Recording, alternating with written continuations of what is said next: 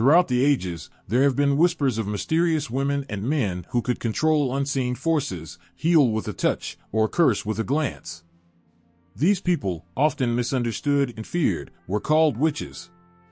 Their stories are woven into the fabric of history, from ancient civilizations to modern times, and their presence has always stirred strong emotions. The very mention of a witch can send a shiver down one's spine, conjuring images of dark nights, strange rituals, and a world just beyond the reach of ordinary senses. Witches have always existed on the edge of society, standing at the crossroads between fear and fascination. Some saw them as wise women, healers who could communicate with the spirits of the earth, harnessing the natural world to cure sickness and ease pain. These were the kind of people you would seek out in times of need, hoping their knowledge could save you or your loved ones. Others viewed witches as malevolent beings, filled with dark magic and dangerous intentions, capable of bringing about illness, misfortune, and even death with a mere spell or incantation. Imagine living in a small village hundreds of years ago, where the nights were dark and full of unknown sounds, and the winters could be long and deadly. In such a world, the witch was both a beacon of hope and a figure of dread. When crops failed or storms raged, it was often easier to blame a witch than to face the randomness of nature or one's own failings. If a child fell ill or a cow stopped giving milk, fingers would point toward the outcast, the woman who lived alone in a cottage at the edge of the woods, the one who always seemed to know too much. Witch hunts spread like wildfire, leaving destruction in their wake. Women, and sometimes men, who were different in any way, were often accused of witchcraft. Perhaps they were too beautiful or too ugly, too outspoken or too quiet, or perhaps they had knowledge that others did not understand. Maybe they simply lived alone or were too friendly with animals. Any of these could be enough to mark them as a witch, a dangerous outsider who must be stopped. As accusations flew, fear grew. People who were once neighbors turned on each other. Friends became enemies, and families were torn apart. In courtrooms and churches, the accused would be subjected to terrible ordeals. They would be bound and thrown into water. If they floated, they were guilty. If they sank, they were innocent but often drowned. They were burned, crushed, and hanged. All of this was done in the name of protecting the community from the threat of witchcraft. But it was the community itself that suffered the most from these acts of cruelty and suspicion. The power that people attributed to witches was a reflection of their own fears and desires. Witches were believed to have the ability to control life and death, to bring fortune or disaster, to heal or to harm. They were seen as beings who had made a pact with the devil or other dark forces, trading their souls for power. This idea was terrifying to many, suggesting that someone could gain supernatural strength by abandoning their humanity. Yet it was also strangely alluring, offering a sense of control in a world that often seemed unpredictable and cruel. Throughout history, witches have been both revered and reviled. In some cultures, they were seen as priestesses, wise women who served as intermediaries between the human world and the divine. They were sought after for their knowledge of herbs and healing, their ability to foresee the future, and their connection to the natural world. These witches were respected, even feared, but they were not usually persecuted. Instead, they were seen as an essential part of the community, someone who could protect it from harm and ensure its prosperity. In other cultures, witches were seen as dangerous threats who must be eradicated. They were accused of all sorts of evil deeds, from causing storms to ruining crops to harming children. They were thought to possess great power, but this power was seen as a danger to society, something that must be controlled or destroyed. This fear of witches often led to brutal hunts and trials, where countless people were accused, tortured, and executed based on little more than suspicion and fear. The impact of witches on historical events and societal norms is undeniable. In the Middle Ages, fear of witchcraft helped to fuel the fires of the Inquisition, leading to widespread persecution and violence. In the early modern period, witch trials became a way for authorities to assert control, using fear to maintain order and silence dissent. And even today, the figure of the witch continues to hold a powerful place in our imaginations, a reminder of the thin line between the known and the unknown, the rational and the irrational, the real and the imagined. In some ways, the fear of witches reflects a deeper fear of the unknown, a fear that still exists today. Witches were often blamed for things that people could not explain, serving as a convenient scapegoat for all sorts of misfortunes. At the same time, the power attributed to witches speaks to a longing for control, a desire to understand and manipulate the world around us. This dual nature of witches, as both feared and desired, persecuted and powerful, has made them enduring figures in our cultural consciousness. Witches have changed the course of history in many ways. They have been symbols of resistance, figures who stood against the powers that sought to control them. They have been scapegoats, blamed for the misfortunes of others and used to justify cruelty and violence. And they have been symbols of transformation, figures who embody the possibility of change, both for good and for ill. Their stories are a testament to the power of belief, the danger of fear, and the enduring mystery of the human spirit. Witches are more than just characters in stories or figures of legend. They are a reflection of our deepest fears and desires, a symbol of the unknown forces that shape our lives. They remind us that power can be both a blessing and a curse, something to be respected and feared. And they challenge us to look beyond the surface, to see the world not just as it is, but as it could be, a place where magic is real, where anything is possible, and where the line between good and evil is never as clear as it seems. The night was dark, with shadows creeping across the landscape like silent ghosts. King Saul, the mighty ruler of Israel, found himself lost in a whirlpool of fear and uncertainty. The Philistines were closing in, and Saul's heart was heavy with dread. He had sought answers from the prophets, but the heavens remained silent. Desperate and alone, Saul made a decision that would haunt him forever. He would seek out the witch of Endor. In the ancient world, there were whispers of a woman who lived in Endor, a woman with the power to speak with the dead. She was feared and shunned, hidden away from the eyes of the faithful. Saul knew that consulting her was forbidden, a betrayal of everything he stood for, but his fear was stronger than his faith. Under the cover of darkness, he disguised himself and made his way to her humble dwelling, a place where the veil between life and death seemed thin. The witch of Endor was no stranger to fear. She had spent her life on the fringes of society, always looking over her shoulder, wary of those who would condemn her. But when Saul arrived at her door, she sensed something different. This was not a man driven by malice or greed, this was a man tormented by his own fate. When he asked her to summon the spirit of Samuel, the dead prophet, she hesitated. She knew the risks. If anyone found out what she was about to do, it could mean her life. But she saw the desperation in Saul's eyes, and against her better judgment, she agreed. As the witch began her ritual, the air grew cold, and a strange stillness fell over the room. She called out to the other side, her voice trembling with a mix of fear and determination.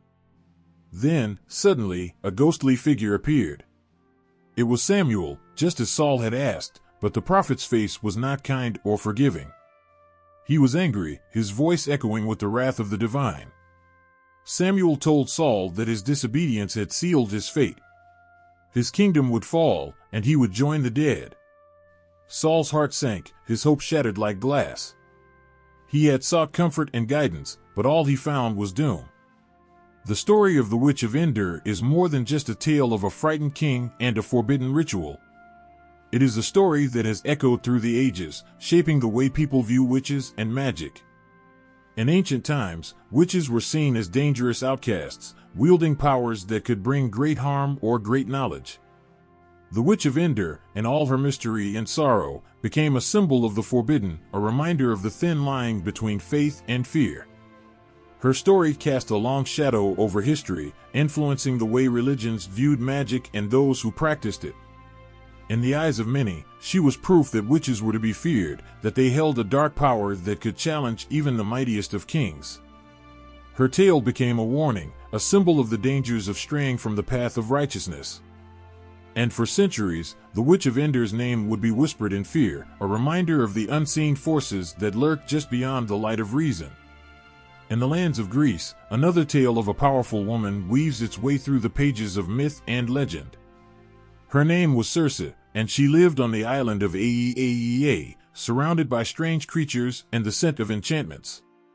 Circe was a sorceress like no other, known for her ability to transform men into beasts with a simple wave of her hand.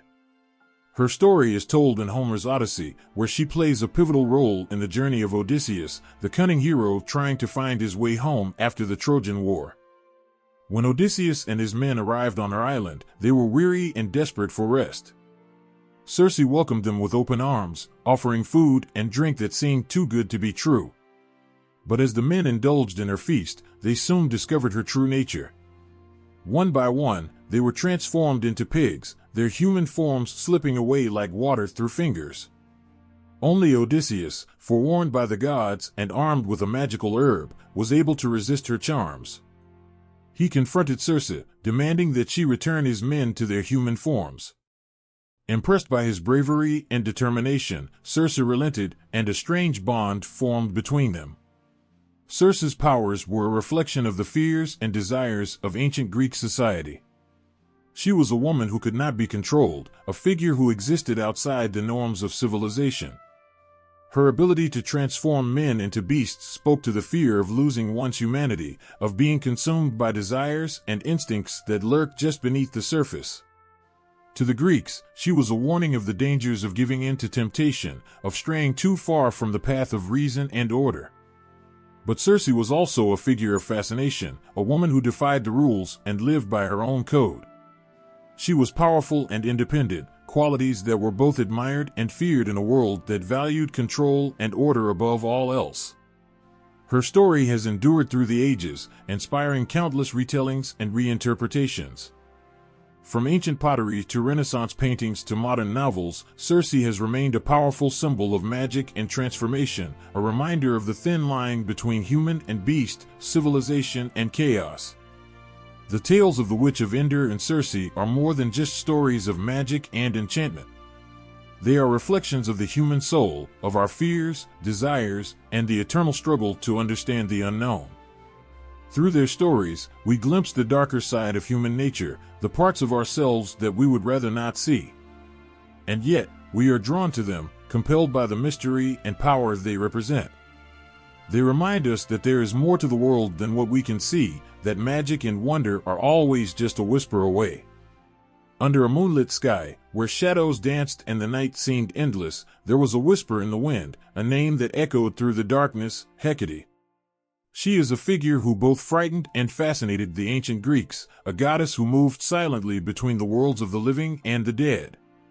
With her, magic and mystery intertwined, casting a spell over all who dared to speak her name. Hecate was no ordinary goddess.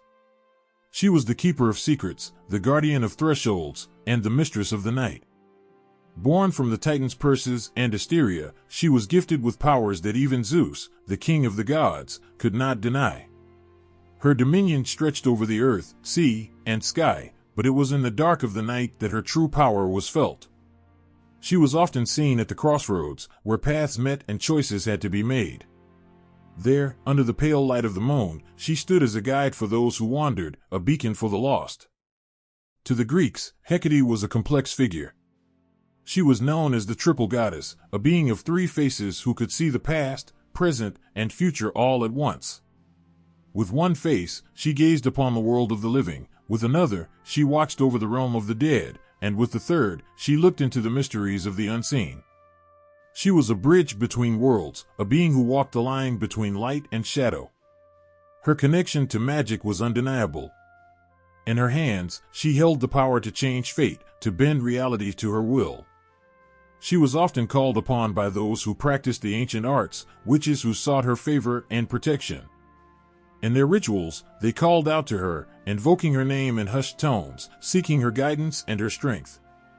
They believed that she could grant them visions of what was to come, that she could help them speak with the spirits of the dead, and that she could protect them from the dark forces that lurked in the night. But Hecate was not just a goddess of magic, she was also a goddess of the moon. The moon has always been a symbol of mystery and change, a light in the darkness that shifts and transforms. And like the moon, Hecate was a figure of many faces, ever-changing and elusive. She was the new moon, hidden from sight, a reminder of the things unseen and unknown. She was the full moon, bright and powerful, illuminating the world with her magic. And she was the waning moon, a symbol of endings and farewells, guiding souls on their final journey. Her presence was felt most strongly at the witching hour, that time of night when the world seemed to hold its breath and the veil between worlds grew thin. It was then that Hecate would appear, her torches blazing in the darkness, her hounds by her side. To see her was to know fear and awe in equal measure, to feel the pull of the unknown and the weight of her power. She was a guide and a guardian, a goddess who could lead the way through the darkness, but who also demanded respect and reverence. Hecate's influence can be seen in the rituals of ancient Greece, where offerings were left at crossroads and torches were lit in her honor. She was called upon to bless new beginnings, to protect those who traveled into the unknown, and to ward off evil spirits.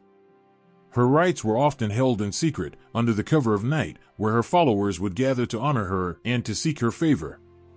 They believed that she could grant them the power to heal, to see the future, and to connect with the spirits of those who had passed on.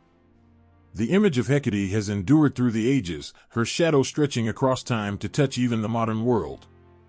In contemporary witchcraft, she is still revered as a powerful figure, a goddess of magic and mystery who guides those who walk the path of the witch.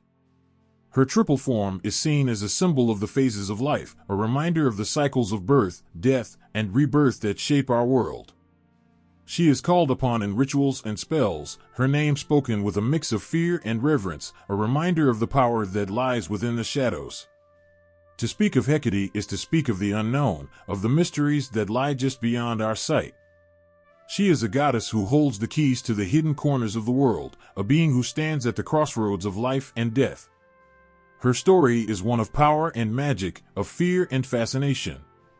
She is a reminder that the world is full of mysteries, that there is always more than what meets the eye.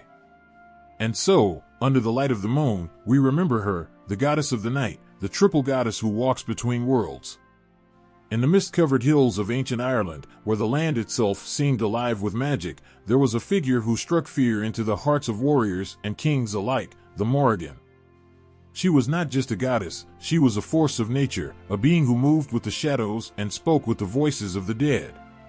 Her presence on the battlefield could change the tide of war, her voice a whisper of doom, a promise of death. The Morrigan, with her wild hair and piercing eyes, was known as the Phantom Queen, a goddess who embodied the chaos and bloodlust of war. She was more than a single entity, she was a triple goddess, a shapeshifter who could take on many forms. One moment, she was a beautiful maiden, luring men with her enchanting gaze. The next, she was an old crone, her face lined with age and wisdom, warning of the destruction to come. And when the battle began, she was a fierce warrior, her cries echoing across the battlefield like the call of a raven. To the ancient Celts, the Morrigan was both feared and revered. She was a goddess of prophecy, her visions of the future as clear as the darkest night. She could see the outcome of battles before they even began, her predictions as inevitable as the turning of the seasons.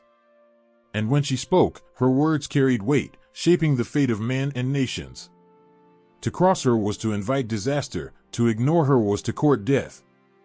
The Morrigan was known for her ability to shapeshift, to transform herself into animals and objects at will. She could become a wolf, prowling the forests with eyes that glowed like embers, her howl a haunting sound that sent shivers down the spine. She could become a cow, leading her enemies into traps with her cunning and her strength. But it was in the form of a raven that she was most feared, her black wings cutting through the sky like a knife, her beady eyes watching with a knowing gaze. When the Morrigan took flight, it was a sign that death was near, that blood would be spilled, and that the souls of the fallen would be claimed. Her connection to the raven made her a symbol of death and destruction, a harbinger of doom who fed on the chaos of battle. The Morrigan would appear on the eve of war, her voice a shriek that pierced the silence of the night, her presence a shadow that fell over the hearts of those who faced her.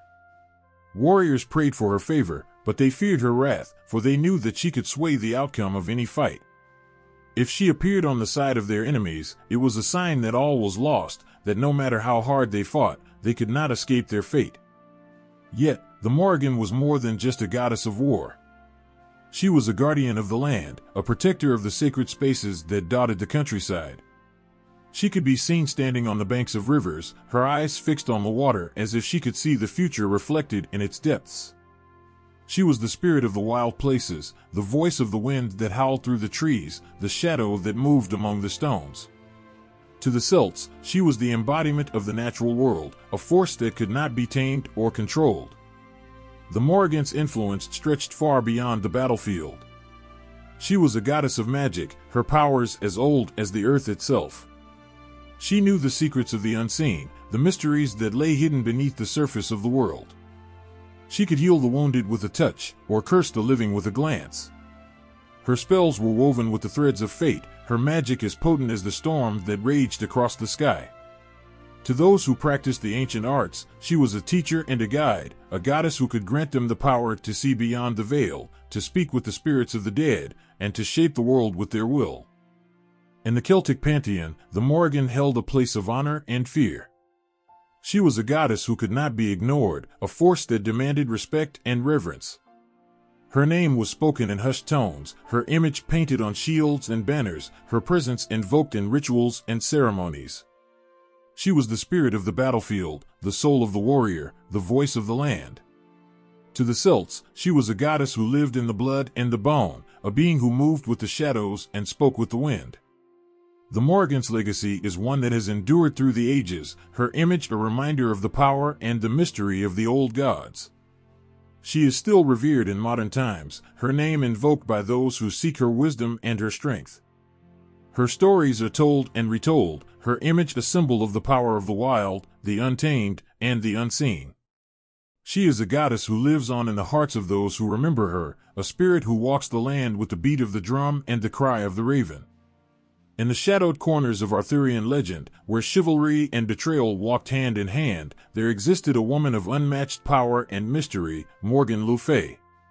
To some, she was a healer, a wise woman who knew the secrets of nature and the ways of the old gods. But to others, she was a sorceress, a witch whose very name sent shivers down the spine, a woman who could bend reality to her will and shape the fate of kings. Morgan Le Fay, sister to King Arthur, was a figure shrouded in both admiration and fear. In her early days, she was known for her knowledge of healing, a gift she learned from Merlin himself. Her hands were gentle, her touch soothing, and she could mend wounds that seemed beyond repair. Her heart was pure, filled with a desire to help those in need. But the world she lived in was not kind to powerful women. Her gifts, once celebrated, became the source of whispers, rumors that grew into accusations. As Camelot's glory began to wane, the light of Morgan's kindness dimmed. Betrayal festered within the walls of the castle, and Morgan's once healing hands turned cold with bitterness. She watched as her brother, the great King Arthur, fell under the spell of his own hubris and the deceit of those he trusted most. Her heart hardened as she saw her family torn apart by ambition and infidelity, and the magic that once flowed from her in gentle waves became a storm, dark and unpredictable. Morgan Le Fay was no longer just a healer. She became a weaver of spells, a mistress of the forbidden arts. Her transformation from a gentle healer to a powerful witch was not a sudden shift, but a slow burn, a fire that grew as the betrayals of Camelot's court piled up like kindling. Her magic became her armor, a way to protect herself in a world that sought to control her. And with this magic, she began to play the game of power, a game where the stakes were high, and the players ruthless. It was said that Morgan could shapeshift, slipping in and out of the shadows like a whisper in the night. She would often take the form of an old crone, her eyes sharp and her voice like the crackle of dead leaves. At other times, she appeared as a beautiful maiden, her hair flowing like a river of midnight, her eyes filled with secrets. She knew the power of appearances, the way a smile could hide a dagger, and she used this knowledge to her advantage, weaving illusions that could deceive even the wisest of men. Her role in the fall of Camelot was as complex as it was tragic. She was not the cause of its downfall, but she was certainly a catalyst, a spark that set off a chain of events that led to the kingdom's ruin. She manipulated those around her, whispering in the ears of knights and courtiers, planting seeds of doubt and mistrust. Her actions were not born of malice but of a desire to see justice served, to bring down those who had wronged her and her kin. But in her quest for vengeance, she lost sight of the line between right and wrong, becoming as twisted as the foes she sought to destroy. Morgan's greatest act of manipulation came in her dealings with her half-brother, Arthur. Knowing his weaknesses, she exploited them with precision, playing on his fears and insecurities.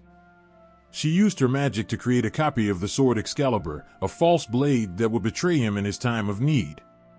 She ensnared his most trusted knights, leading them astray with promises of power and glory. And in the end, it was Morgan who carried Arthur's wounded body to Avalon, a place of mist and mystery, where the lines between life and death blurred like smoke on the wind. But Morgan Le Fay's story did not end with the fall of Camelot. Her legend grew, evolving with each telling, her characters shifting like the sands of time. In some tales, she is a villain, a wicked witch who delights in chaos and destruction. In others, she is a tragic figure, a woman wronged by a world that feared her strength, a healer turned sorceress by the cruelty of fate. Her name became synonymous with witchcraft, a symbol of the power and danger of the feminine divine. Through the centuries, Morgan Le Fay's image has been shaped and reshaped, her story told and retold. In literature, she appears as both hero and villain, a figure of power and mystery who defies simple categorization. She is the embodiment of the dual nature of magic, both light and dark, a force of creation and destruction. Her presence in the Arthurian legends is a reminder of the complexities of human nature, the way that love and hate, kindness and cruelty can exist side by side in the same heart. To this day, Morgan Le Fay remains a figure of fascination, her name evoking images of misty forests and ancient castles, of magic and mystery. She is a symbol of the power of women, a reminder that strength and softness can coexist, that magic is not just a tool but a force of nature, something that flows through all of us, waiting to be tapped. Her story is a testament to the enduring power of myth, the way that legends can shape our understanding of the world and our place within it. Morgan Le Fay, the sorceress of Arthurian legend, continues to cast her spell over the hearts and minds of those who hear her tale, her story a haunting reminder of the power of magic, the danger of ambition, and the strength of the human spirit. The year was 1566, and the village of Hatfield Peveril in Essex, England, was filled with fear. Whispers carried on the wind, hushed voices spoke of dark arts and curses, of a woman named Agnes Waterhouse who was said to possess powers that could harm and heal at her whim. To the villagers, she was no longer just a woman. She was a witch, a being shrouded in shadows and mystery, capable of unimaginable things. Agnes Waterhouse, known to her neighbors as Mother Waterhouse, was an older woman who had lived in Hatfield Peveril for years. She had a cat, a familiar spirit she named Satan, a creature that seemed to have a life of its own, moving with an eerie grace that unnerved those who saw it. It was said that this cat could talk, that it carried out Agnes's dark deeds, that it was her companion in witchcraft. The story of Agnes Waterhouse is not just the story of a woman accused of witchcraft, it is the story of fear, of paranoia, and of a society on the brink of madness. In the 16th century, England was a place of turmoil. The Reformation had shaken the foundations of the country, and people were desperate for stability, for something to believe in, something to explain the chaos around them. In times like these, it was easy to blame the unknown, to point fingers at those who were different, to find a scapegoat for the troubles that plagued them. And Agnes Waterhouse, with her mysterious cat and her strange ways, became that scapegoat. The accusations against Agnes were grave. She was said to have cursed livestock, causing them to die suddenly. She was accused of bewitching her neighbors, making them ill, and causing harm with just a glance or a muttered word. But perhaps the most chilling accusation was that she had used her powers to kill a man. This was no ordinary woman's crime, this was murder by magic, a crime that could not go unpunished. The trial of Agnes Waterhouse was a spectacle, a grim play performed in the courtroom for all to see. The judges and jurors were not just deciding the fate of one woman, they were sending a message to all who dared to challenge the order of things, to all who dared to wield power that was not sanctioned by God or man. Agnes stood before the court, her head held high, her eyes defiant. She did not beg for mercy, she did not plead for her life. Instead, she confessed to some of the charges against her. She admitted to using sorcery to cause harm, to casting spells with the help of her familiar, the cat she called Satan. She described how she had sent the cat to torment her enemies, to do her bidding. But even as she confessed, there was a sadness in her eyes, a sorrow that seemed to go beyond the fear of death. It was the sorrow of a woman who knew that she had been abandoned, not just by her friends and neighbors, but by the very society she had been a part of. She knew that there was no place for her in a world that feared what it could not understand, that hated what it could not control. As the trial went on, the atmosphere in the courtroom grew colder, the tension thicker. The judges did not care for the truth, they cared for justice, their justice, the kind that was swift and unforgiving. They saw in Agnes Waterhouse not a woman, but a witch, a creature of darkness that needed to be destroyed. When the verdict was announced, it came as no surprise. Guilty. The word hung in the air like a death sentence, final and absolute. Agnes Waterhouse was to be hanged, her body left to swing in the wind as a warning to all who might think to follow in her footsteps. Her execution was a somber affair, a grim reminder of the power of fear, of the way it could twist the minds of good people, turning them against each other. As Agnes stood on the gallows, her hands bound, her eyes closed, there was a moment of silence, a stillness that seemed to stretch on forever. And then, with a swift pull of the lever, it was over. The death of Agnes Waterhouse did not end the fear of witches in England. If anything, it made it stronger.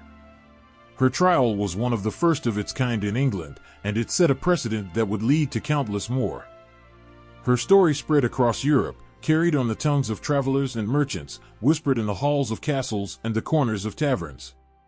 The trial of Agnes Waterhouse became a catalyst for the witch hunts that would sweep across Europe in the centuries to come, a dark chapter in history that saw thousands of women and men accused of witchcraft, tortured, and executed. Her death was not just the end of one woman's life, it was the beginning of a wave of hysteria that would grip the world for generations. The story of Agnes Waterhouse is a haunting reminder of the dangers of fear, of the way it can consume us, turn us against each other, make us do terrible things in the name of righteousness. It is a story that still resonates today, a warning from the past that we should never forget. Agnes Waterhouse, England's first witch, may have been forgotten by time, but her story lives on, a ghost that haunts the pages of history, a voice that whispers from the shadows, reminding us of the darkness that lies within us all. A cold wind blew through Salem village in 1692, carrying with it whispers of fear and uncertainty. Something dark had settled over the small Puritan community, something that stirred a deep unease in the hearts of its people. It was as if the very air was charged with a strange energy, an invisible force that made the villagers' skin crawl. And in the middle of this storm of suspicion and dread stood a woman named Tituba, an enslaved woman from Barbados, whose name would forever be etched into the dark pages of history. Tituba's story is one of pain and misunderstanding, a story that began long before the Salem witch trials, on the sun-soaked shores of Barbados, where she was taken from her home and forced into servitude. In Salem, she worked in the household of Reverend Samuel Parris, tending to his children, caring for the home, and trying to navigate a world that was far from kind to someone like her. Tituba was different. Her skin was dark, her accent strange, and her customs unfamiliar to the people of Salem. In their eyes, she was an outsider, someone to be wary of, someone who did not belong. The Salem witch trials began with a small group of girls, Parris's daughter Betty and her cousin Abigail among them. They were caught in fits of screaming and convulsions, claiming to be tormented by unseen forces. The village was thrown into chaos. The girls pointed fingers at women they claimed had bewitched them, and among the first names to be spoken was Tituba's. It was not just her difference that made her an easy target, it was also the fear that surrounded her. People in Salem had heard stories about her strange practices, tales of her telling fortunes and speaking of spirits. When she was accused, it seemed to confirm everything they feared. She was dragged before the magistrates, and the weight of those fears pressed down upon her. Tituba stood in the center of the courtroom, surrounded by the accusing stares of the villagers. She was terrified. She knew that no matter what she said, it would not be enough. The girls' stories had taken hold, and the people of Salem were desperate for answers, for someone to blame for the strange happenings that plagued them. Under the intense pressure, Tituba confessed. She spoke of seeing the devil, of witches who came to her in the night, of strange creatures and dark rituals. Her words hung in the air like a spell, casting a shadow over everyone present. But Tituba's confession was not just the start of her own nightmare, it was the spark that ignited a wildfire. Her words gave life to the fears that lay dormant in the hearts of the villagers, fears of the devil and his servants, fears of the unknown, fears of the dark. The accusations began to multiply, spreading like a sickness through the community. People who had once been friends turned on each other, suspicion became the order of the day, and the witch trials began in earnest. In the chaos that followed, Tituba's fate was all but forgotten. She was left in prison, a victim of the madness she had inadvertently helped to unleash. Her testimony was used to fuel the hysteria, to justify the growing number of accusations and arrests. She became a symbol of everything the people of Salem feared, a reminder of the dangers that lurked in the shadows, unseen and unknown. But beneath the surface of this tragic tale lies a story of deeper pain, of suffering that goes beyond the fear of witches and magic. Tituba was an enslaved woman, trapped in a world that saw her as less than human, as property to be owned and used. Her race and gender made her an easy target, someone who could be blamed for the troubles of the community without question. She was not just accused of witchcraft, she was accused of being something other, something dangerous, something to be feared.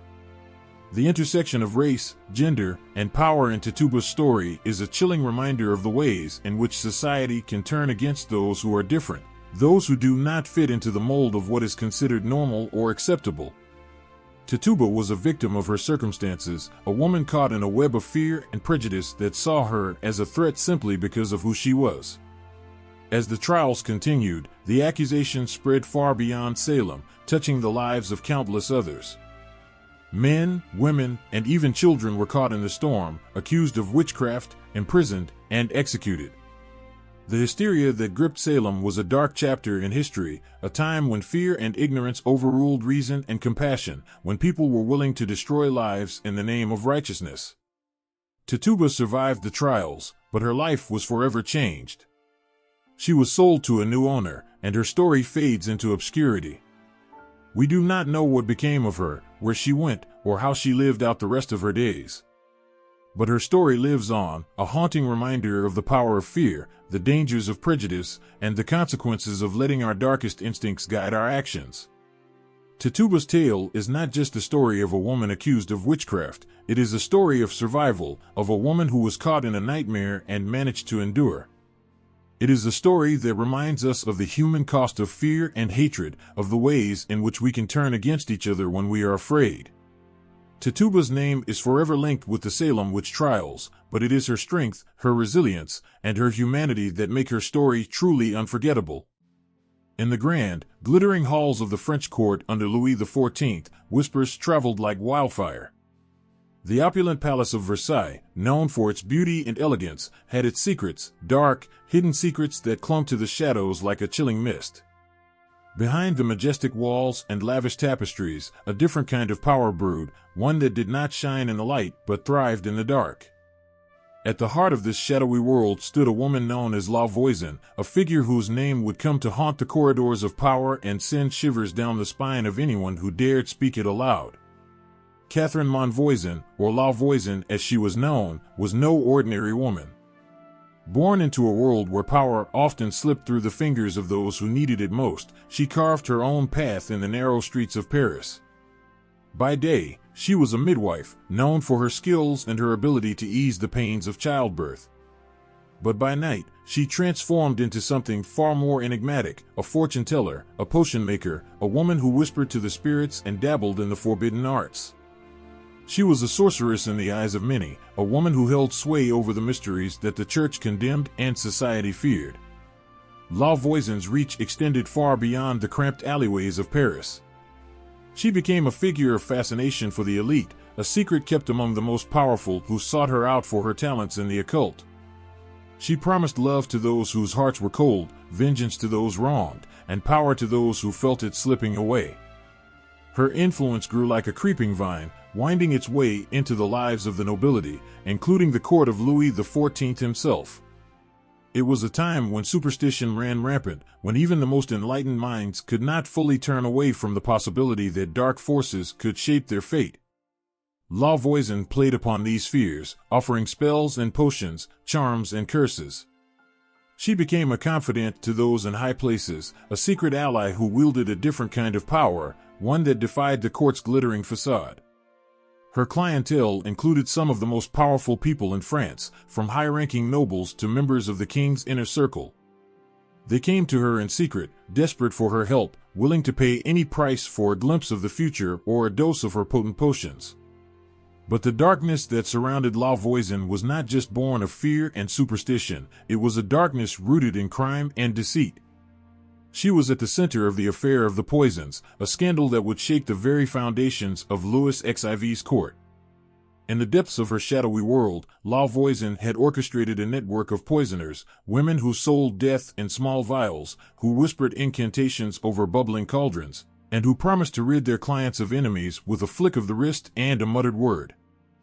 The affair of the poisons began with whispers, rumors of strange deaths that could not be explained, of nobles who fell ill without warning, their faces contorted in pain, their bodies convulsing in their final moments. As the deaths mounted, so too did the fear. People began to look over their shoulders, to eye their friends and neighbors with suspicion. In the gilded halls of Versailles, the mood turned dark. It was no longer just a place of beauty and power, it was a place where death lurked in the shadows, where betrayal could come in the form of a smiling face and a cup of wine. La Voisin's name soon emerged from the darkness, whispered in fear and anger. She was arrested, and under torture, she confessed to crimes that sent shockwaves through the court. She spoke of black masses held in the dead of night, of rituals performed over the bodies of newborns, of poisonings ordered by those who wore silk and lace. Her words were like a poison of their own, seeping into the very heart of the French court, turning friend against friend and lover against lover. The scandal that erupted was unlike anything the court had ever seen. It threatened to unravel the very fabric of society, to expose the dark underbelly of power where ambition and jealousy mingled with superstition and fear. Louis XIV, the Sun King, found his court plunged into darkness. The bright light of his reign was dimmed by the shadow of witchcraft, and the court was left reeling, unsure of who to trust and who might be next to fall under the spell of La Voisin's dark arts. The king ordered a sweeping investigation, determined to root out the evil that had taken hold in his court. Dozens were arrested, tortured, and executed. The trials were brutal, a spectacle of pain and suffering that seemed to feed on itself, growing larger and more terrifying with each passing day. La Voisin was burned at the stake, her cries echoing in the ears of those who watched, a stark reminder of the power that fear can wield and the destruction it can cause. The impact of the affair of the poisons lingered long after the flames of La Voisin's execution had died down. It left a mark on the French court, a scar that would not heal. It changed the way people saw the world, how they viewed the mysterious and the unknown. Witchcraft, once a whispered fear in the dark corners of society, was thrust into the light, its dangers laid bare for all to see. In the end, La Voisin was more than just a witch. She was a symbol of the dark side of human nature, a reminder of the lengths people will go to for power, for love, for revenge. Her story is one of tragedy and fear, a tale that speaks to the darkest parts of the human soul, where the line between right and wrong blurs, and where even the brightest of lights can be consumed by the darkness that lurks within. In the quiet, cobbled streets of Kilkenny, whispers spread like wildfire. It was the year 1324, a time when fear and suspicion were as thick in the air as the mist that rolled in from the hills. People spoke in hushed tones, glancing over their shoulders, afraid that the very walls might be listening. The rumors were about a woman, a wealthy, influential woman whose very name sent shivers down spines and set tongues wagging.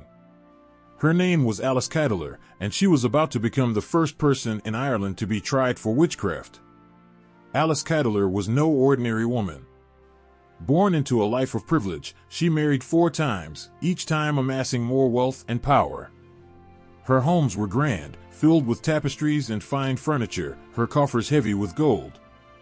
She was a woman who knew how to use her beauty and wit to get what she wanted. But in Kilkenny, her success and independence were seen as something sinister. How could a woman rise so high, they wondered, without the aid of dark forces? How could she, a mere woman, hold such sway over the men who once stood by her side? The whispers grew louder, fueled by jealousy and fear. The townspeople spoke of strange potions and powders found in Alice's home, of mysterious gatherings held under the cover of night. They whispered about her fourth husband, Sir John le Poer, who had fallen gravely ill, his body wasting away, his eyes sunken and hollow. They said that he had been cursed, that Alice had used her dark magic to drain the life from him as she had done with her previous husbands. They called her a witch, a sorceress, a servant of the devil himself. And so, the accusations began. Her own stepchildren, driven by greed and the promise of her fortune, were among the first to speak out. They accused her of poisoning their father, of sacrificing animals, and of casting spells. They told stories of demons summoned from the depths of hell, of shadows that danced on her walls in the dead of night. They painted her as a master of the dark arts, a woman who consorted with devils and used her powers for evil. They claimed she had a familiar, a demon lover named Robin Arda's son, who visited her in the form of a black dog or a shadowy man. The church, already eager to root out heresy and sin, wasted no time. Led by Richard de Ladrede, the Bishop of Ossory, the church saw in Alice not just a woman accused of witchcraft, but a symbol of everything they feared, a woman who defied the rules, who refused to stay in her place. The bishop was determined to bring her down, to make an example of her, to show the people of Kilkenny, and all of Ireland, what happened to those who dared to challenge the natural order. Alice was summoned to appear before the court, but she refused. She was not about to bow to their accusations, to let them strip away her dignity and her rights. She fled to Dublin, seeking refuge with friends who were sympathetic to her cause. But the bishop was relentless. He excommunicated her, declared her a heretic, and demanded that she be brought back to face her trial. The trial was a spectacle, a grotesque theater of fear and hatred. People gathered in the streets, eager to see the so-called witch brought to justice. They whispered prayers and crossed themselves, clutching their rosaries as they listened to the charges against her. Alice, they said, had made a pact with the devil. She had used sorcery to kill her husbands, to steal their wealth, to bewitch men and women alike. She had brewed potions from the blood of animals, cast spells with the bones of the dead, and held orgies in the name of Satan. Despite the damning accusations, Alice was never captured. She managed to escape, disappearing into the mists of history, her fate unknown. But her absence did not save those who were accused alongside her. Petronella de Meath, her maidservant, was tortured until she confessed to being an accomplice. She told of dark rituals and secret meetings, of demons and curses. She was burned at the stake, her screams echoing in the ears of those who watched, her death a stark reminder of the price of fear. The trial of Alice Cuydaller marked the beginning of a dark chapter in Ireland's history. It was the first of many witch trials, a time when fear and superstition overruled reason and justice. It was a time when a woman's independence, her wealth, her power, could be twisted into something evil, something to be feared and destroyed. Alice's story is one of defiance and resilience, of a woman who refused to be cowed by the forces that sought to bring her down. She stood tall in the face of their accusations, unyielding and unafraid. Her story is a haunting reminder of the darkness that lies in the human heart, of the fear that can drive people to unspeakable acts, of the injustice that can be done in the name of righteousness. It is a story that still sends shivers down the spine, that still echoes in the cobbled streets of Kilkenny, a whisper of fear and power, of darkness and light. In the misty corners of English history, a name whispers through the ages, stirring both awe and fear: Mother Shipton. Born Ursula Southail in 1488, she was a figure whose life and prophecies would become the stuff of legend. Her story, as eerie as it is compelling, blurs the lines between folklore and reality, leaving a mark on the public imagination that endures to this day. Mother Shipton was rumored to have been born in a cave near Knaresborough, Yorkshire, and from an early age, she was said to possess unusual gifts.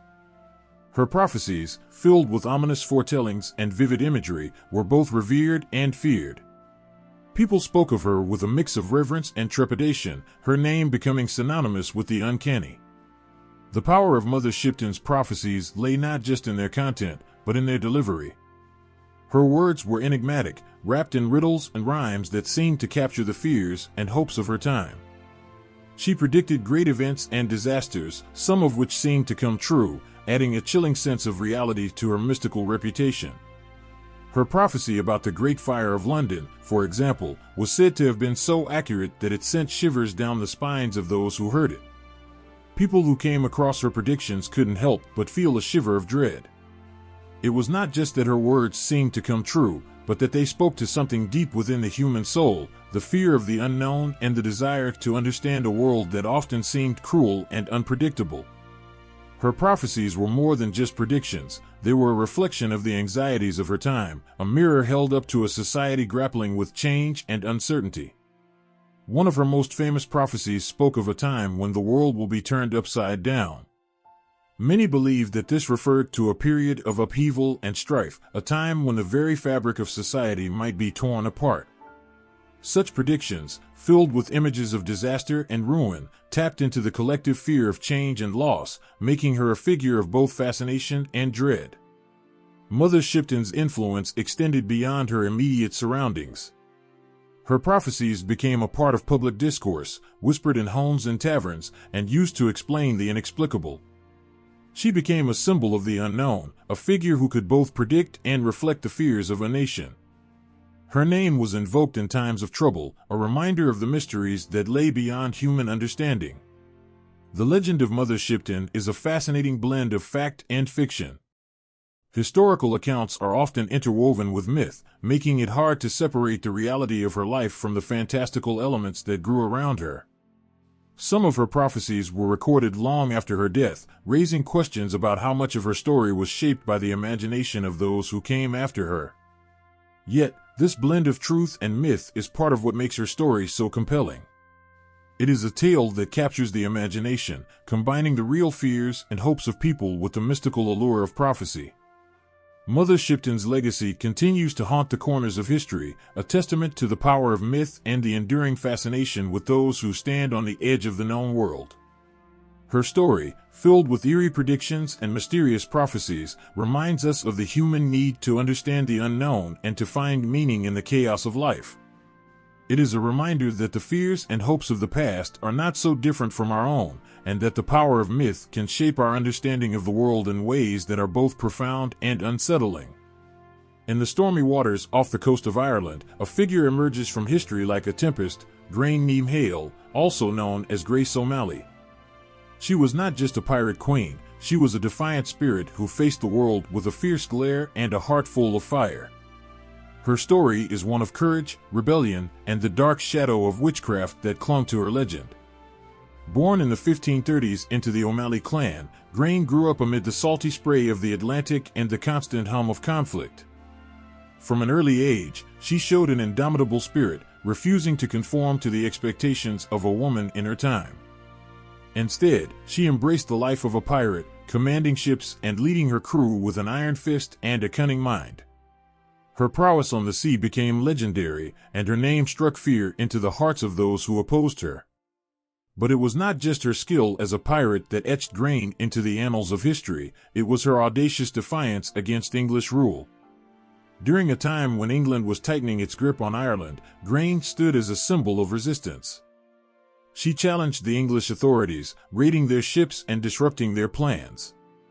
Her audacity was so great that it was said she even met Queen Elizabeth I in a face-to-face confrontation, defending her right to rule her lands and continue her defiant ways. Yet, with her boldness came the whispers of witchcraft. In the turbulent times of the 16th century, accusations of witchcraft were often wielded as a weapon against those who defied the norm. Grain's fierce independence and unyielding spirit made her a target for such accusations. To the English, she was not merely a pirate but a figure wrapped in mystery and dark magic.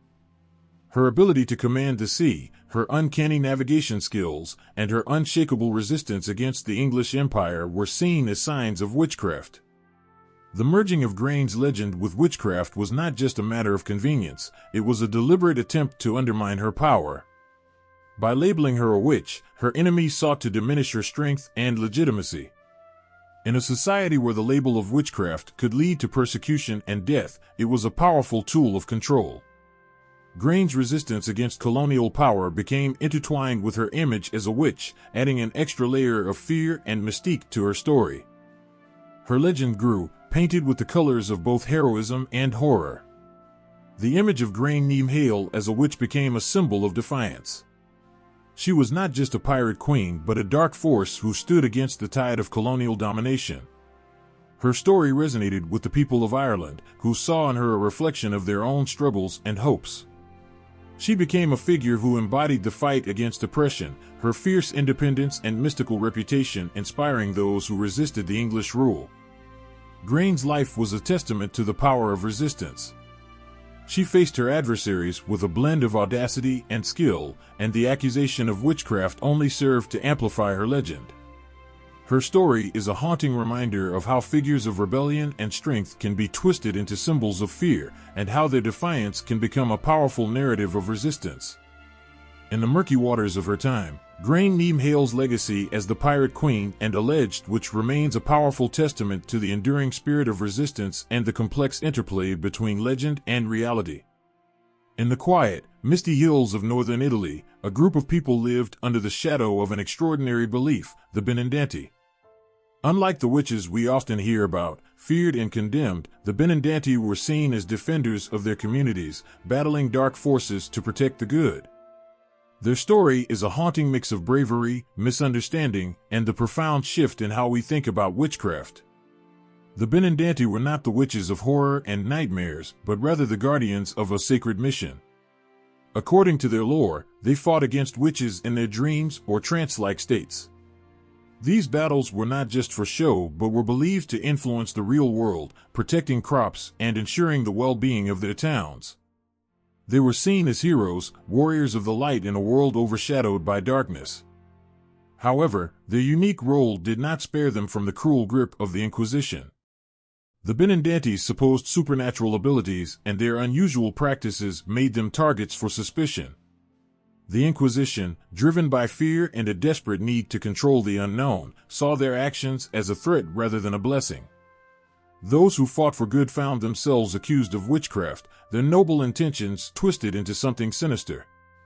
The trials of the Benandanti were a tragic testament to the way fear and ignorance can corrupt even the purest of motives. Imagine standing in the cold, stone chamber of an Inquisition court, your heart pounding as you try to explain that your nightly battles were meant to protect your people. The very powers that should have made you a hero were used against you, casting you into a nightmare of accusations and punishment. The cultural context of the Benandanti was as complex as their story. In northern Italy, where the line between the sacred and the profane was often blurred, their role as protectors was a deeply ingrained part of the local belief system. The Benandanti were part of a broader tapestry of folklore and tradition, embodying the community's hopes and fears. Their existence challenged the dominant narratives of witchcraft, presenting a different view of what it meant to be a witch.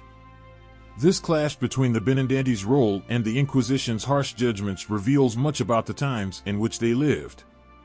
The idea of witches as forces of good was too radical for a world increasingly obsessed with rooting out perceived evil.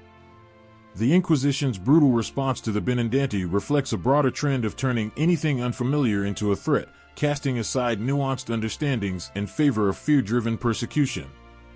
The story of the Benandanti is a chilling reminder of how the fight for good can be misunderstood and vilified. Their struggle highlights the complexity of witchcraft and the often tragic consequences of a society unable to embrace ambiguity. In a world that feared what it could not control, the Benandanti's legacy stands as a poignant symbol of the blurred lines between heroism and villainy, between protection and persecution. In the bleak, windswept hills of Pendle in England, a dark chapter unfolded in the early 17th century that would send shivers down the spine of anyone who heard it. The Pendle Witch Trials, a tale of bitter rivalries and stark poverty, painted a harrowing picture of how fear and desperation could turn neighbors into enemies and lead to unimaginable tragedy. It all began with two families, the Device family and the Demdike family, who lived in this isolated and impoverished corner of England. They were not just neighbors but also rivals, their disputes adding fuel to the flames of a society already rife with suspicion and superstition. Poverty was a constant companion, casting a long shadow over their lives and magnifying every slight and accusation. In such a harsh landscape, the small spark of jealousy or anger could ignite a blaze of accusations that would engulf entire lives. The Device family, led by the matriarch Elizabeth, and the Demdike family, with the formidable old matriarch, Old Demdike, were embroiled in a fierce struggle. Their feud, marked by mutual disdain and sharp words, became a battleground for the wider societal fears of the time. It wasn't long before their personal conflicts took a darker turn, transforming into accusations of witchcraft. As accusations flew, they were not just words but deadly charges that carried the weight of potential execution. The local justice system, already struggling under the weight of its own biases and fears, became a tool of harsh retribution. Trials were swift, driven more by the desire to quell public unrest and satisfy a hungry desire for scapegoats than by any quest for truth. The Pendle Witch trials turned into a spectacle of blame and punishment, with the families caught in a relentless spiral of accusation and retribution. Witnesses, many of them from the same tight-knit community, testified against the accused, often under duress or driven by their own grievances. The courtroom became a stage where personal vendettas and communal fears played out, turning the lives of the accused into a grim performance of accusations and confessions. The sense of betrayal was palpable, as neighbors who had once shared a common struggle now turned on each other with a chilling fervor. The aftermath of the Pendle Witch trials left a profound scar on English society. The fear of witches deepened, and the trials became a grim precedent for future witch hunts. The way the Pendle Witches were treated, swiftly condemned and brutally punished, sent a chilling message about the fragility of justice in the face of widespread fear. Their story was a stark reminder of how easily fear and suspicion could turn ordinary people into pariahs, their lives shattered by the power of accusations and the cruelty of a society driven by paranoia. The legacy of the Pendle Witch trials endures as a haunting reflection on the intersections of poverty, power, and fear. It reveals how personal rivalries and societal anxieties can morph into something far more destructive, leaving behind a trail of suffering and injustice that echoes through history. The Pendle Witch's tragic tale is a sobering reminder of how the darkest elements of human nature can manifest in the most unexpected ways, turning a small community's struggles into a macabre chapter of history. In the vibrant, moonlit streets of New Orleans, a figure of immense power and mystery cast her shadow over the city's history. Marie Laveau, known as the Voodoo Queen, wove a spellbinding legacy that intertwined magic with the very fabric of the city. Her story is one of enchantment, influence, and an indomitable spirit that transformed both her life and the culture around her. Marie Laveau emerged from a world of hardship, born into a society where the boundaries between the ordinary and the mystical were blurred. As a voodoo priestess, she held a revered position in a complex web of beliefs and traditions. Her magic was not just about casting spells or performing rituals, it was about shaping the lives of those around her, offering solace and guidance to a community grappling with its own struggles. The influence of Marie Laveau was profound and far-reaching.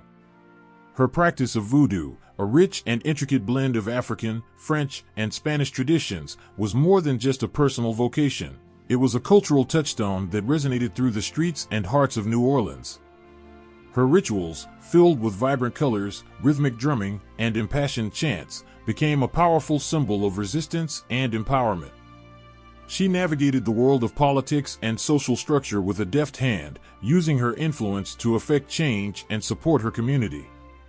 People from all walks of life came to Marie Laveau, drawn by her reputation and the promise of her unique wisdom.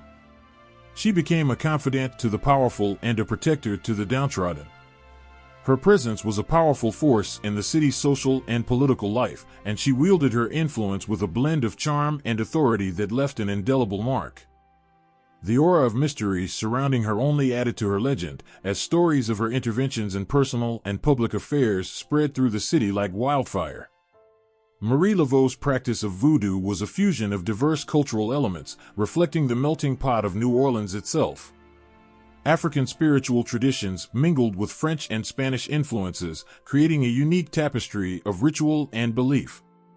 Her ability to blend these traditions into a coherent and compelling practice was a testament to her skill and vision.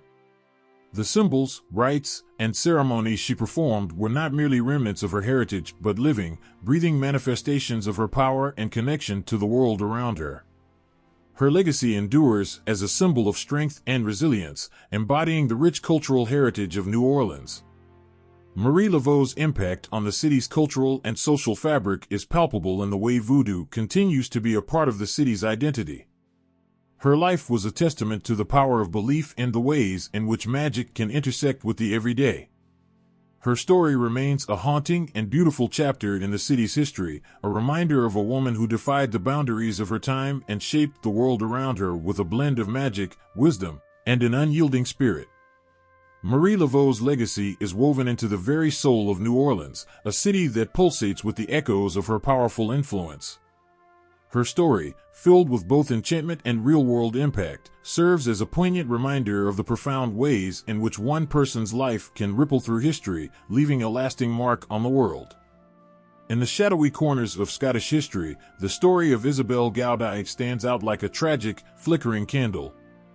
Her name, tied to one of the most heart-wrenching episodes of the witch trials, evokes a chilling portrait of fear and desperation. Isabel Gaudí, a woman from the Scottish Highlands, became infamous not for any maleficence of her own, but for the harrowing confessions she made under intense pressure. Her story begins with the dark and oppressive atmosphere of the 17th century witch hunts, where accusations often arose from personal vendettas and societal anxieties rather than genuine wrongdoing. Caught in the relentless grip of the witch trials, Isabel was subjected to grueling interrogations. Under the weight of fear and torture, she made astonishing confessions, details so elaborate and vivid that they seemed to transcend ordinary imagination. She spoke of flying through the night on a pitch-black horse, of secret meetings with a sinister figure she described as the devil, and of participating in fantastical rituals that involved shape-shifting into hares and gathering in eerie, moonlit circles. These confessions, though extracted under duress, were not mere ramblings. They became a haunting testament to the fears and fantasies of the time. Isabel described in chilling detail a world where witches had dominion over the supernatural, where they could control the weather and wreak havoc on their enemies. Her tales painted a picture of a nightmarish world that seemed as real to her as the cold stones of the dungeon walls. They fueled the fire of the witch hunts, sparking terror and adding layers of complexity to the folklore surrounding witchcraft. Her story did more than just fuel the flames of witch hysteria, it left a lasting impact on Scotland's cultural memory. The vividness of her confessions became part of the dark tapestry of Scottish witch lore. Her descriptions of witchcraft rituals and supernatural encounters were woven into the fabric of local legends and fears. These accounts influenced not just the immediate witch hunts but also how future generations perceived witchcraft and the lengths to which human beings might go under the pressure of fear and despair. Isabel Gaudí's tragic fate, her ultimate execution following her confessions, served as a grim reminder of the cruelty and irrationality that marked the witch trials. Her story resonates deeply as a testament to the vulnerability of those accused in such a fraught and fearful time. The elaborate nature of her confessions, although forced and exaggerated, highlights the intense psychological and physical pressure she endured, reflecting the broader horrors faced by many accused witches.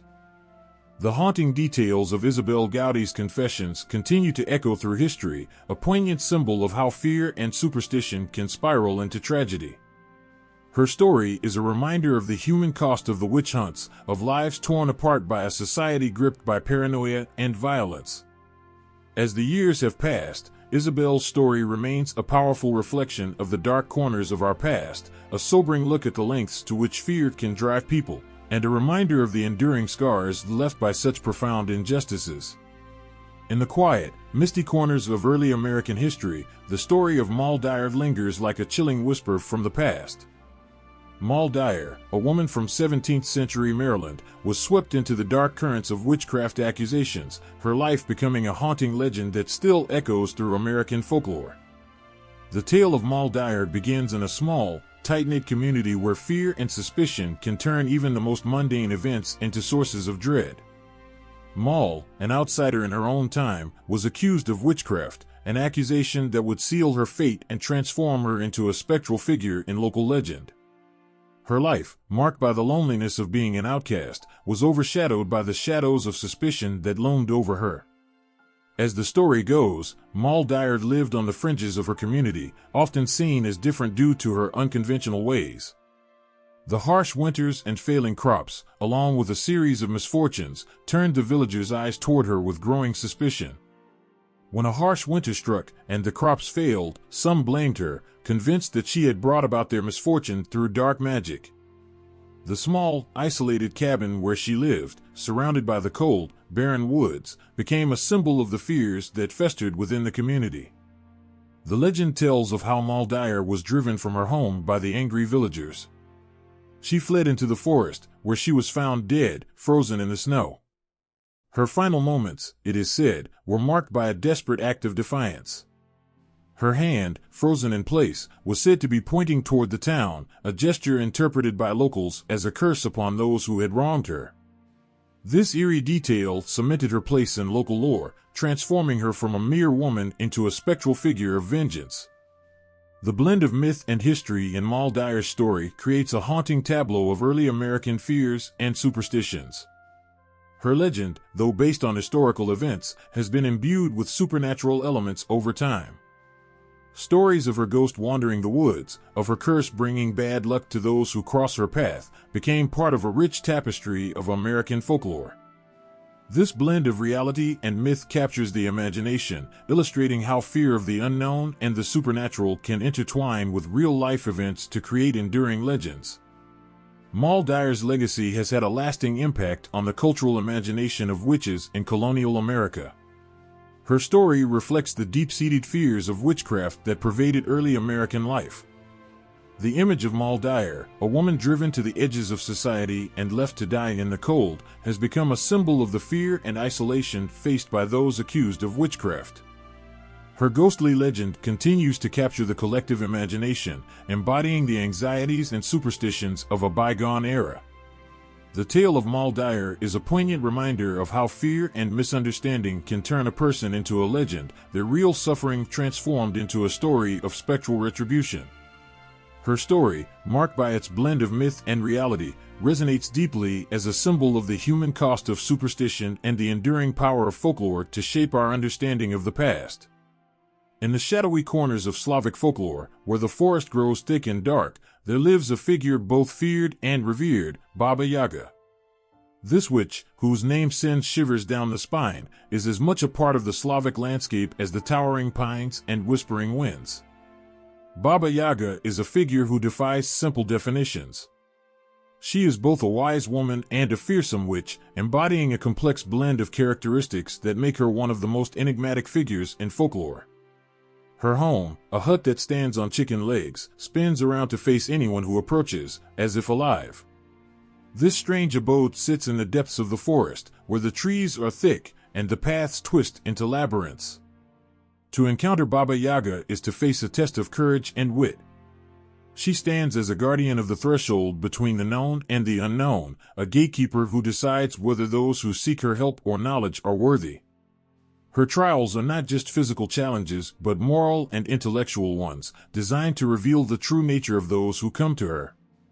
In many tales, Baba Yaga's encounters with those who seek her out are fraught with peril.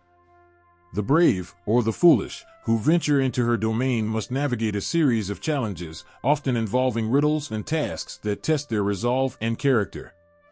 The reward for those who succeed can be great, such as wisdom, magical assistance, or the resolution of a pressing problem.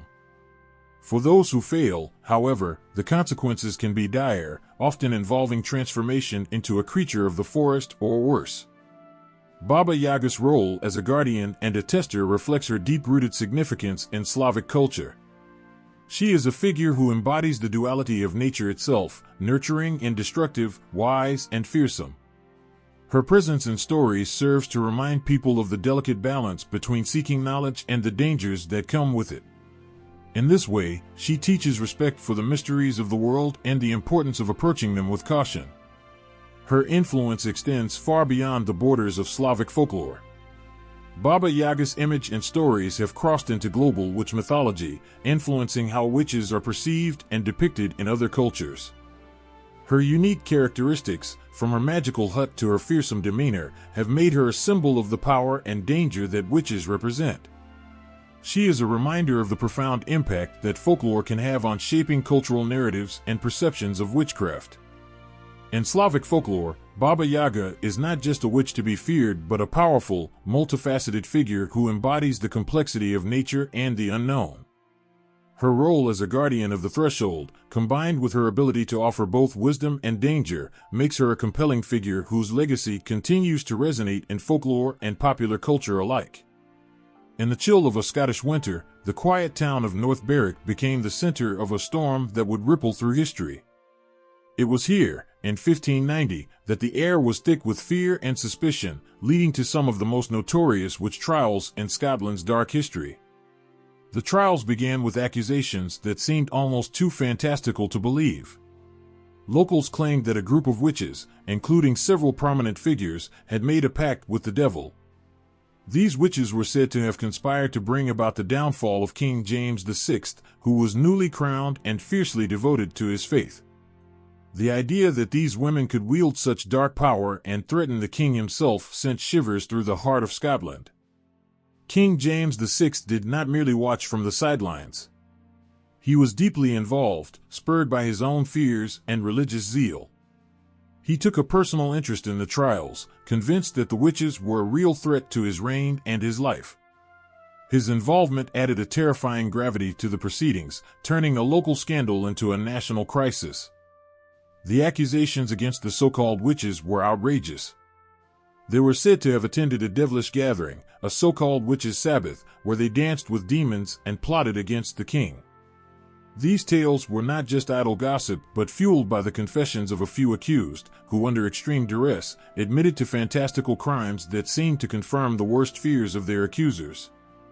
The trials were marked by horrific torture and grim interrogations.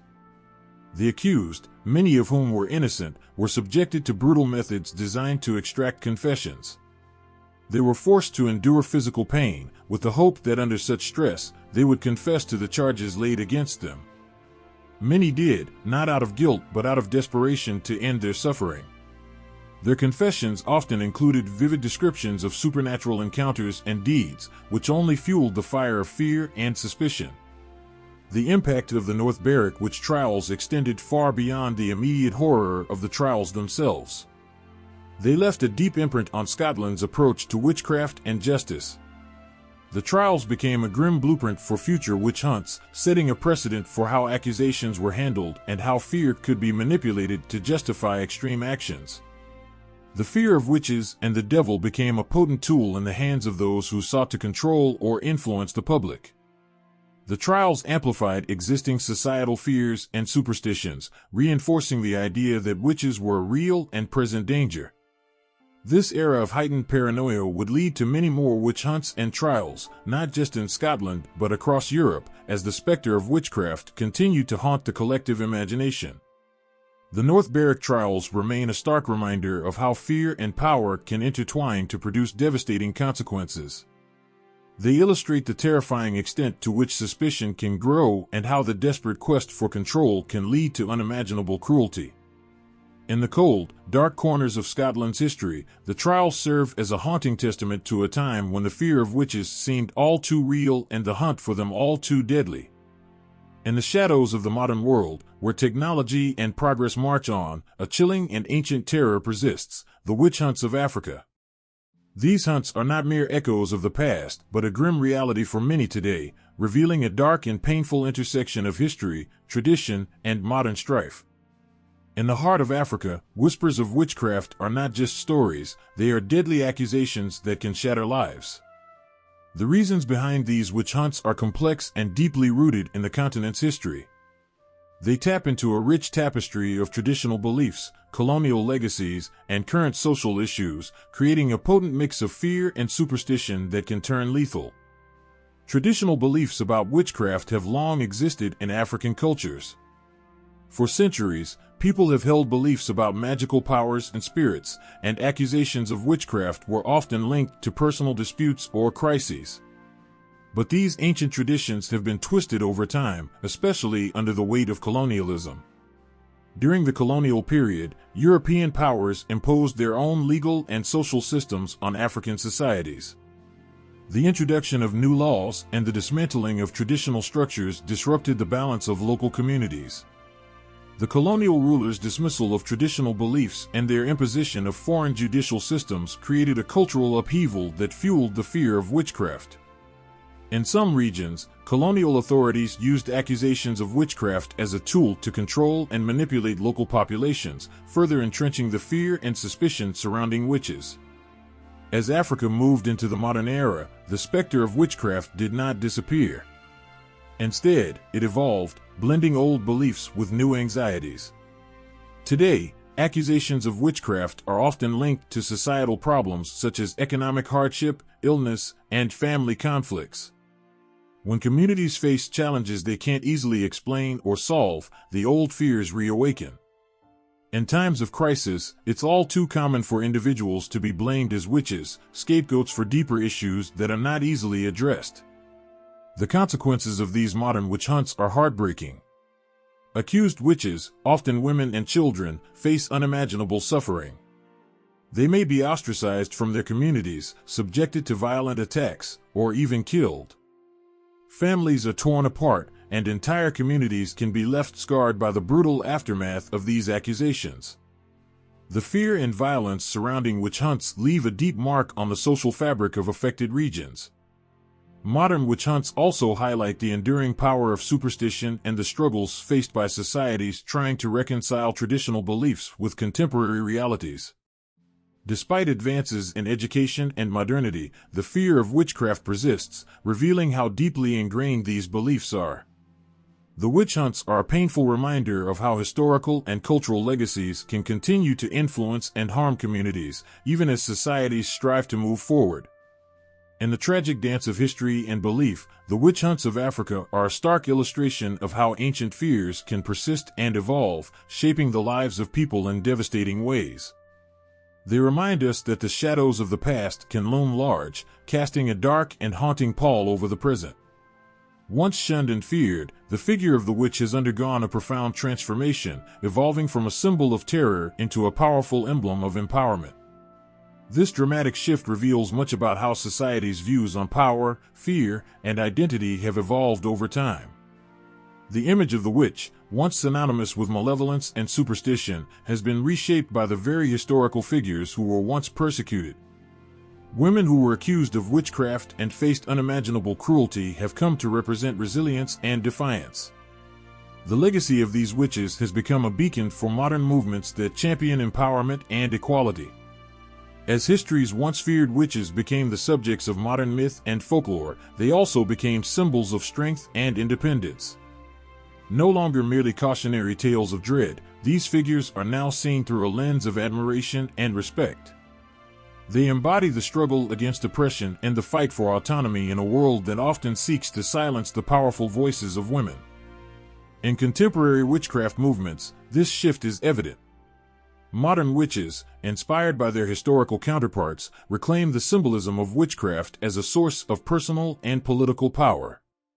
They reject the narrative of witches as evil and instead celebrate their connection to nature, intuition, and personal freedom.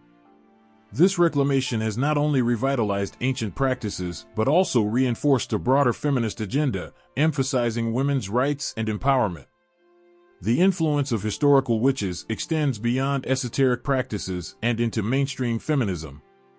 Women like Marie Laveau, Agnes Waterhouse, and Tituba have become icons in feminist discourse, representing the struggle against societal constraints and gendered violence. Their stories are used to highlight the ongoing fight for equality and to challenge oppressive systems that seek to control and diminish women's voices.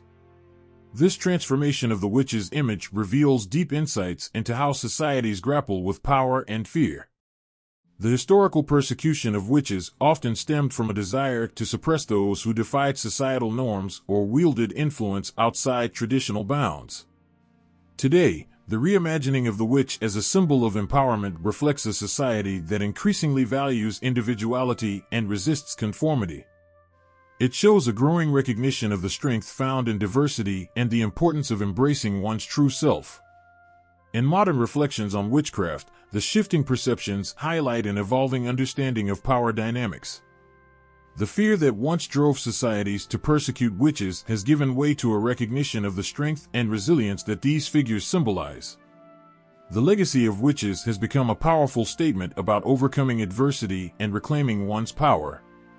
The journey from persecution to empowerment is not just a transformation of an image, but also a profound cultural shift. It marks a movement away from the fear of the unknown and towards a celebration of the diverse strengths and voices that contribute to the fabric of society. By reflecting on the witch's legacy, we gain valuable insights into the ways that fear and power can shape and ultimately transform our collective understanding of identity and strength.